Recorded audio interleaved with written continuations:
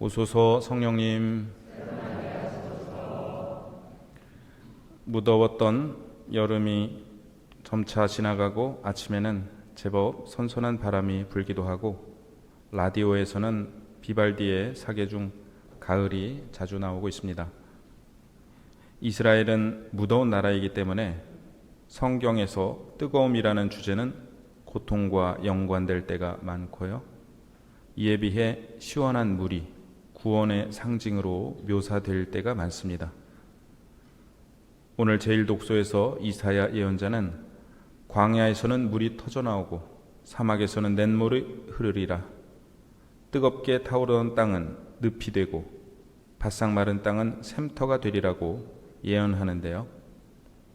좋은 땅을 사막으로 만들어버린 인간의 교만이 무너지고 하나님의 구원이 꽃피는 새로운 세상을 이렇게 노래했습니다.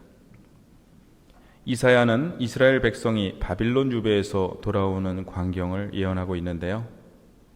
눈먼 이들은 눈이 열리고 귀먹은 이들은 귀가 열리리라는 예언은 하나님의 일을 알아보지 못하고 하나님 말씀에 귀를 막아 유배를 떠났던 백성이 이제 주님께서 하시는 일을 알아보고 주님 말씀에 귀 기울이게 된다는 것을 의미합니다. 말 못하는 이의 혀가 환성을 터뜨리듯 이제 그들은 주님의 업적을 전하게 됩니다. 이사야의 예언은 예수님께서 오심으로 인해 완성됩니다. 복음에서 예수님께서는 귀먹고 말 더듬는 이를 치유해 주시는데요. 이사야가 이스라엘 백성의 해방을 예언했다면 예수님의 치유는 온 인류가 주님의 음성을 알아듣고 주님 말씀을 선포하게 되는 온 인류의 해방을 예고하고 있습니다. 이 예언은 1800년 뒤 우리나라에서도 이루어지게 되는데요. 천주교를 처음 접한 우리 신앙의 선조들은 그야말로 눈먼 이들의 눈이 열리고 귀먹은 이들의 귀가 열리는 체험을 하셨습니다. 말 못하는 이가 환성을 올리듯 복음을 전하셨습니다. 순교자 성월을 맞아 작년과 마찬가지로 주일에 한국 성인들에 대한 말씀을 드리려 하는데요. 오늘은 최영업 신부님의 어머니 복녀 이성래 마리아에 대한 말씀을 나누려 합니다. 이미 들어보신 분도 계시겠지만 오늘은 최영업 신부님께서 쓰신 편지에 나오는 이야기를 그대로 전해드리겠습니다. 1821년 청양 다락골에서 태어나신 최영업 신부님은 김대건, 최방재와 함께 신학생으로 선발되어 1836년 15세 나이에 마카오 유학길에 올랐는데요. 불과 3년 뒤인 1839년 기해박해로 고국에서 아버지가 순교하시고 이듬해 어머니도 순교하셨다는 소식을 듣습니다.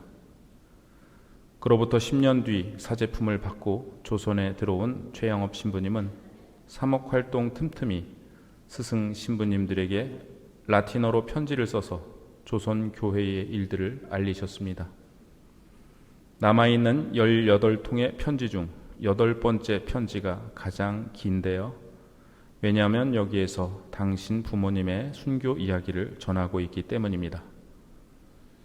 신부님은 당신의 사목활동에 대해 보고한 후 순교 이야기를 이렇게 시작합니다.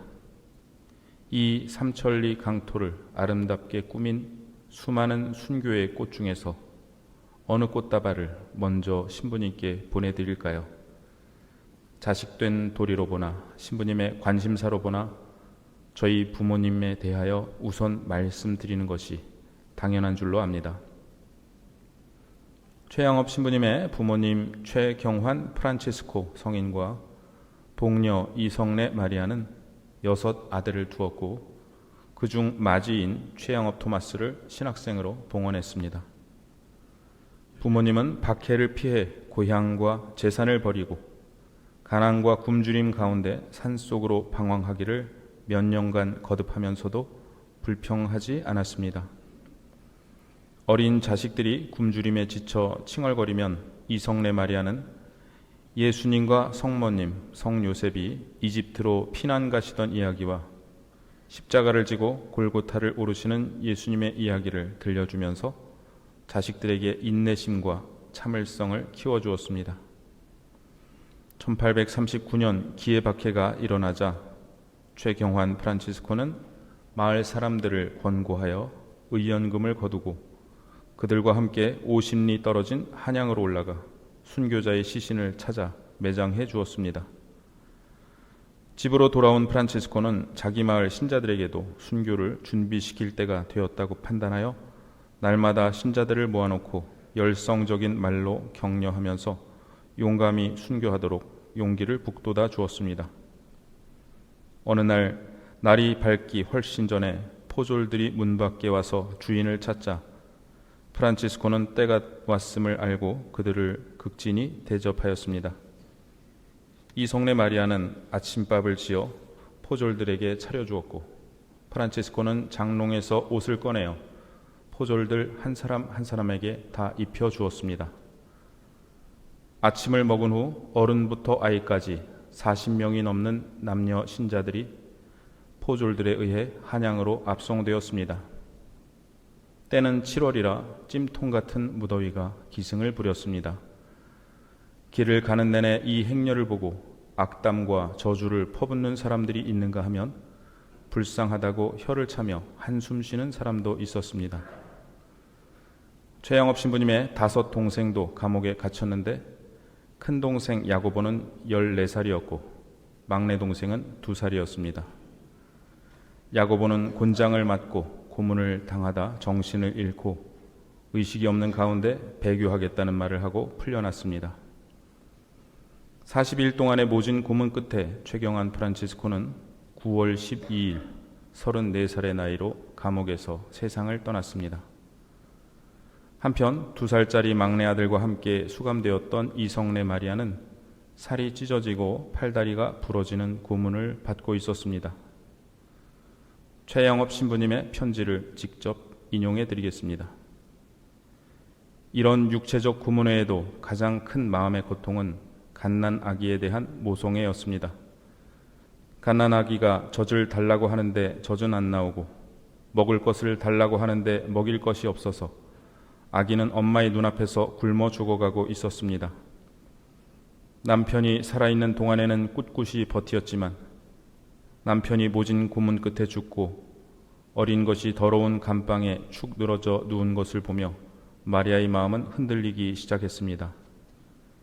곤장에도 칼에도 용맹하였으나 자식에 대한 애정에는 약해졌습니다.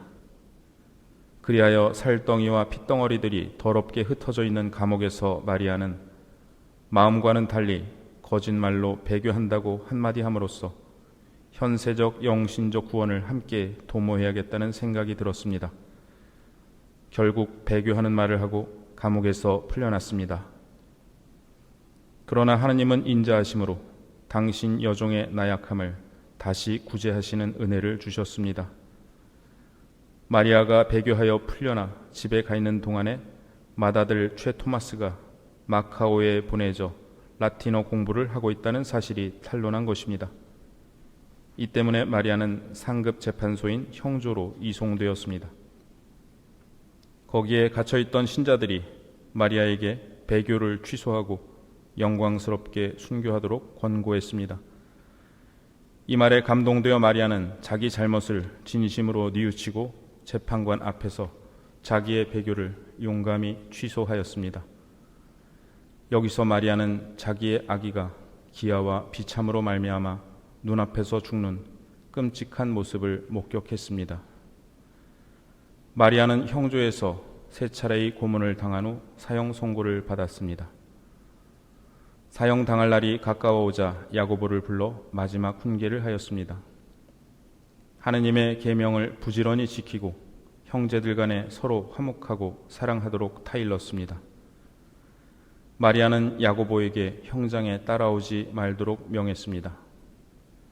왜냐하면 아직 나이 어린 야고보는 고아로 남겨질 어린 새 동생들을 거느리고 살아야 될 처지에 있었는데 자신이 형장에서 그 어린 야고보의 모습을 보고서 모종에 끌려 약해지고 마음이 흔들릴까 봐 두려웠기 때문입니다. 그리하여 야고보는 모종에 눈물 짓는 어머니에게 영생의 작별 인사를 하고서 감옥에서 나왔습니다.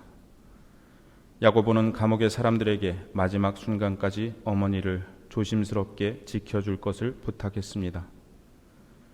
그리하여 마리아는 다른 6명의 증거자들과 함께 안온하고 평화스러운 얼굴로 형장에 이끌려 나아갔습니다. 마리아는 휘광이의 칼을 받고 1840년 1월 31일에 39의 나이로 순교하였습니다. 이제 편지를 마치면서 경애하올 모든 신부님들께서 저와 저의 가련한 신자들을 위하여 항상 기도 중에 기억하여 주시기를 청합니다. 지극히 미약한 조선대목구의 교황 파견 선교사 최 토마스 올림. 저는 이 편지를 읽으며 당신 부모님의 순교 소식을 전하는 최양업 신부님의 심정을 생각해 보았습니다. 어머니께서 풀려나셨지만 자신을 신학생으로 봉헌했다는 사실이 밝혀져 다시 붙잡히고 그로 인해 막내 동생에 이어 어머니가 순교하셨다는 소식을 전하면서 어떤 마음이 드셨을까요? 최양업 신부님은 부모님께서 순교하신 지 10년 뒤 조선에 들어오셔서 11년 6개월 동안 전국 127개가 되는 교촌을 다니시며 6,000명의 신자들에게 성사를 집전하시느라 해마다 7,000리씩 걸으셨고 결국 과로와 장티푸스가 겹쳐 어머니께서 돌아가실 때와 비슷한 나이인 40세의 나이로 선종하셨습니다. 최양업 신부님의 땀의 순교 이면에는 먼저 부모님의 피의 순교가 있었습니다. 아들의 첫 미사도 함께 드리지 못하고 마지막 인사도 나누지 못하셨던 부모님의 헌신과 봉헌이, 그리고 동생들의 희생이 어떤 때는 하루에 40km의 길을 걸으며 전국을 다니셔야 했던 최양업 신부님의 발걸음마다 배어 있는 듯합니다. 제가 캐나다에 있었을 때 신자가 아닌 분들이 한인 성당 사무실에 찾아와 자녀를 가톨릭 학교에 입학시키기 위해 가짜로 천주교 신자라는 증명서를 떼달라고 부탁하시는 것을 보았습니다. 물론 이 부탁은 이루어지지 않았지만 그것을 보고 세상이 정말 많이 달라졌구나 하고 생각한 적이 있습니다. 200년 전에는 천주교 신자가 아니라는 증명을 하려고 애쓰는 사람들이 많았는데 말입니다. 우리는 가끔 만일 내가 박해시대에 태어났더라면 나도 순교할 수 있었을까라고 물어보고는 합니다. 그러나 그보다 더 중요한 질문은 순교 성인께서 지금 태어나신다면 어떻게 사셨을까 하는 것입니다. 이성례 마리아께서 지금 이 시대에 우리가 사는 이 동네에 살고 계시다면 어떻게 사셨을까요? 그것을 생각하며 사는 것이 진정 순교 성인을 본받는 길이 될 것입니다. 103위 순교 성인에서 제외되셨던 이성례 마리아는 2014년 한국을 방문하신 프란치스코 교황님에 의해 시복되셨습니다. 복녀 이성례 마리아여, 저희도 입이 열려 어떤 처지에서도 복음을 전할 수 있도록 저희를 위해 빌어주소서. 아멘.